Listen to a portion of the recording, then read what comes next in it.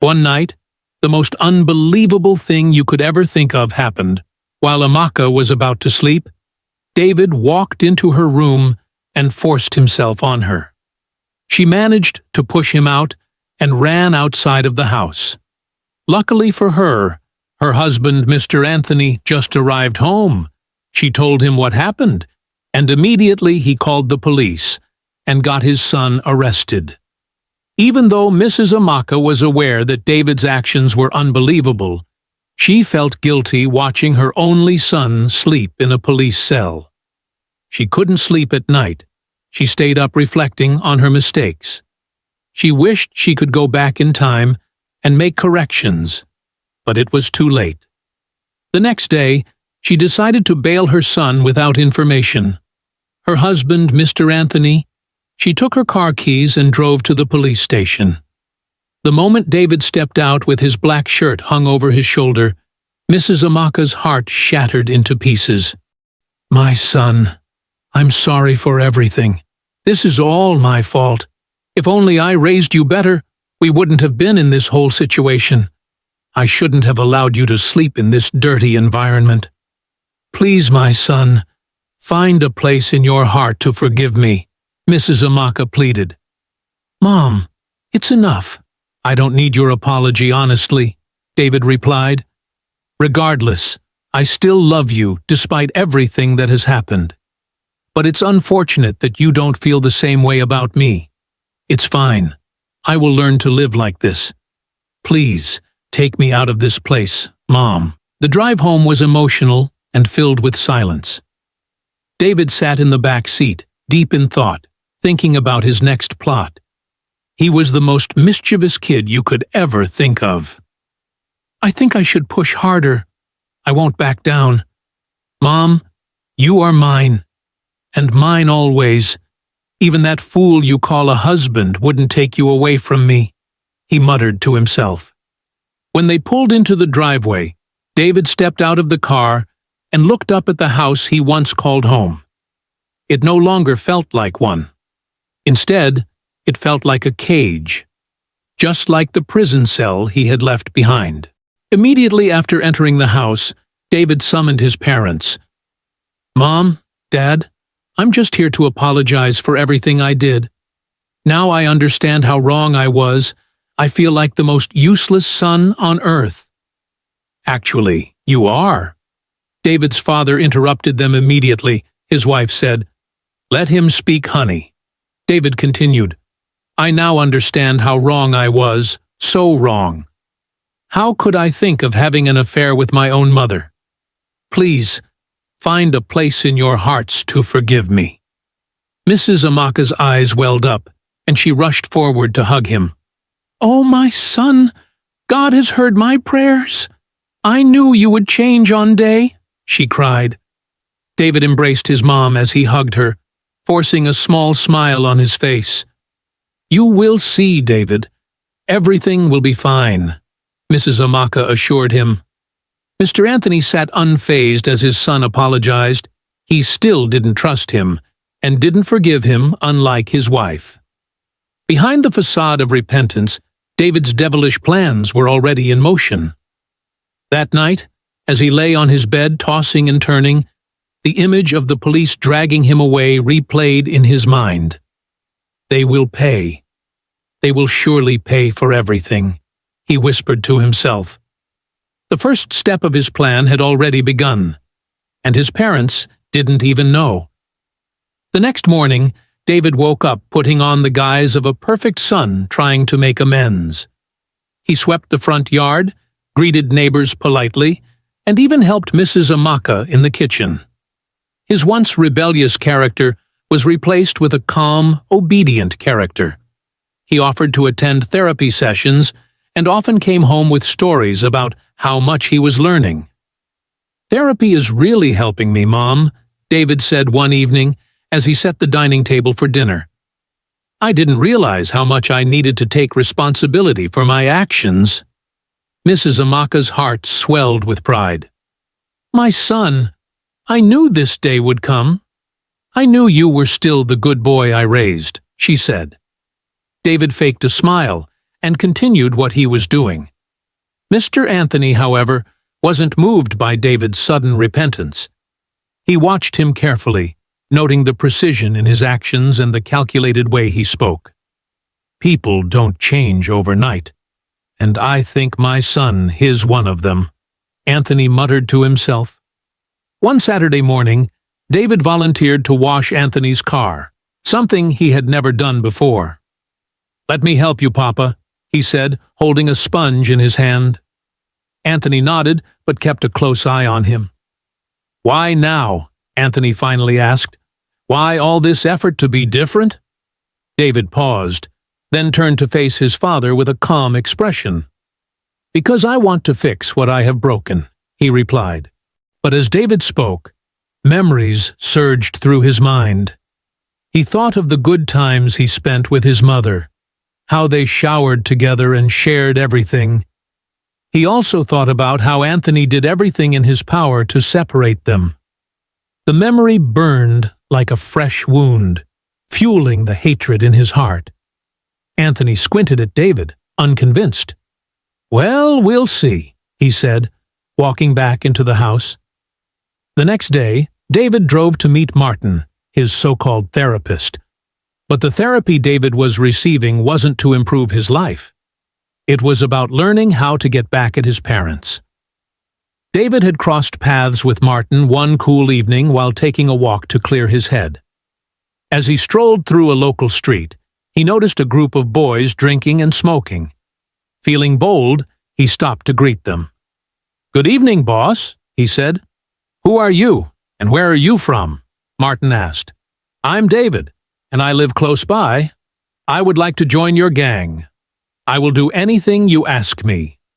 Please, take me in," David said with his knees on the ground begging. After much persuasion, Martin finally agreed to let him join. However, Martin had a plan. He only wanted to use David for his own gain and would dispose of him when the time came. "It's okay. Stand up. You are now one of us," Martin said as he shook his hand. "But you must pay the registration fee. Membership is 1 million naira. So if you are in, make the deposit now." To David, 1 million naira wasn't much. He quickly transferred the money without thinking twice. "That's good. Payment confirmed," Martin hailed as he received the alert. From that day onward, David kept visiting the gang. He lied to his parents, claiming he was attending therapy sessions, but he was going elsewhere. He followed the gang in the area and engaged in several other dubious activities. Within months of hanging out with the gang, David developed a tough personality, exactly what he needed to execute his plan for revenge. David made life unbearable for his parents, especially his mother, Mrs. Amaka. He teamed up with his gang members to rob her on her way back from the supermarket. They collected a huge sum of money after beating her mercilessly. Mrs. Amaka returned home that day with bruises all over her body. When David came back, he acted surprised and quickly rushed his mother to a nearby hospital. He paid for everything and ensured she was well cared for. But deep down, David felt a wave of satisfaction coursing through his veins. "This is just the beginning. You will pay for what you and your husband did to me," he whispered to himself. The next target was his father, Mr. Anthony. But David decided to take things slow. Things took a drastic turn for the worse when David teamed up with his gang members to give Mrs. Amaka a special Valentine's gift. David waited that day to be sure his father had left for work. Then he went into the kitchen and prepared breakfast for his mother. "Mom, please get up and eat. I've brought breakfast for you," he said sweetly. Mrs. Amaka, still weak from the last attack, managed to sit up. "Thank you, my son. You are so thoughtful," she said, smiling weakly. David watched as his mother consumed the meal he had laced with sleeping pills, a sinister grin spreading across his face. Within minutes, Mrs. Amaka fell into a deep sleep. as though struck by a spell. David quickly notified his gang members, who arrived almost immediately. That day, each one of them entered the house and did it with his unconscious mother while David stood, recording the scene. Mrs. Amaka, unconscious, didn't even notice what was happening. When they were done, David forwarded the video to Mr. Anthony using a fake number. The moment Mr. Anthony saw the video, he rushed back home in a rage. "So, this is what you do when I'm not around?" Anthony shouted at Mrs. Amaka. Having just regained consciousness, Mrs. Amaka looked at her husband in confusion. "I don't understand what you're talking about. What have I done?" "Don't play dumb with me. Do I look like I'm joking?" Anthony barked. "Please, just let me be. I don't know what you're saying," Mrs. Amaka replied. Mr. Anthony pulled out his phone and played the video for her. Mrs. Amaka was shocked and terrified as she watched the footage. "This is a setup. It's impossible. I can never do such a thing. You know me, Anthony," she cried. But no matter how much she tried to explain, Mr. Anthony refused to listen. That night, he slept at his friend's house, leaving Mrs. Amaka to weep in despair. As she tried to recall the events of the day, she couldn't remember much. The only thing that stood out was the breakfast David had served her. She also recalled feeling a strange sensation in her private area upon waking up. David, meanwhile, was far from done. He had more sinister plans in store for his parents. He had finally concluded what he intended to do with Mr. Anthony, but before that, he had one last thing to do to his mother. David took it upon himself to care for Mrs. Amaka after the incident. "Mom, I know it's not your fault. I don't blame you for anything that happened. I know you were innocent.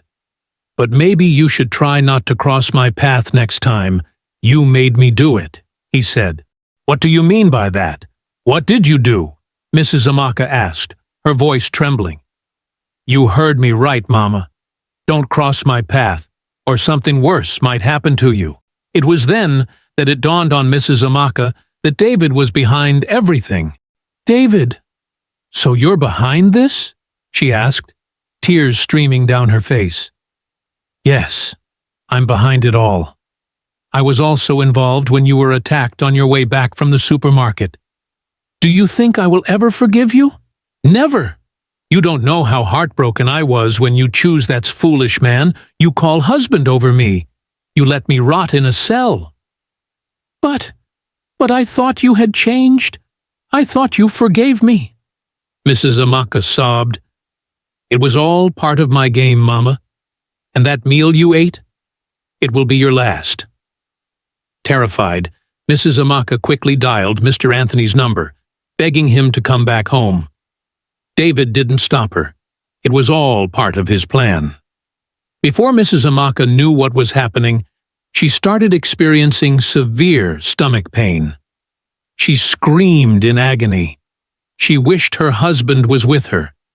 David pinned her to the bed and assaulted her forcefully.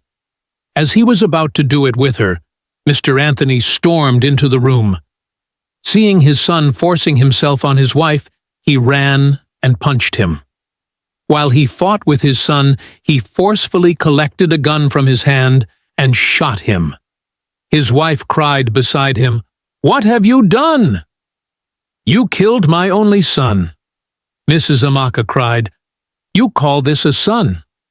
Mr. Anthony responded. Mr. Anthony held his wife up and took her to the hospital. On their way, she told him David was responsible for all the robbery and leaked video. The next day, Mr. Anthony called the police on himself for the murder of his son. He went through a trial in court and was sentenced to 6 months behind bars. The end. Drop a like and subscribe if you enjoyed this story.